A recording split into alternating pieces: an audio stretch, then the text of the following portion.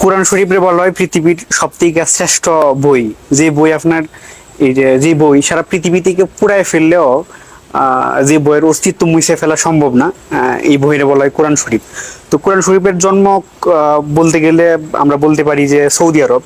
তো এই সৌদি আরবের মতো দেশে আপনার দেখা গেছে যে বাংলা তর্জমা কোরআন শরীফ বিক্রি হইতেছে, অর্থাৎ বাংলায় অনুবাদ করা বা তর্জমা করা যেটাই বলেন আপনারা, এই ধরনের কোরআন শরীফ সৌদি আরবে বিক্রি হইতেছে। বিষয়টা আমার কাছে খুব ভালো লাগলো, দেখে ভাবলাম আপনাদের সাথে একটু শেয়ার করি। আমি বর্তমানে সৌদি আরবের জারির বুক স্টোরে আছি। জারির বুক স্টোর সৌদি আরবে খুব বিখ্যাত একটা বুক স্টোর।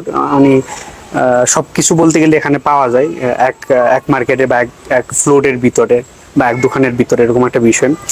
তো এই জায়গায় আপনার আমি দেখতেছিলাম সারিবদ্ধভাবে কোরআন শরীফ রাখা, খুব সম্ভবত 17 দিকে 18টা ভাষায় কোরআন শরীফ রাখা আছে এই জায়গায়।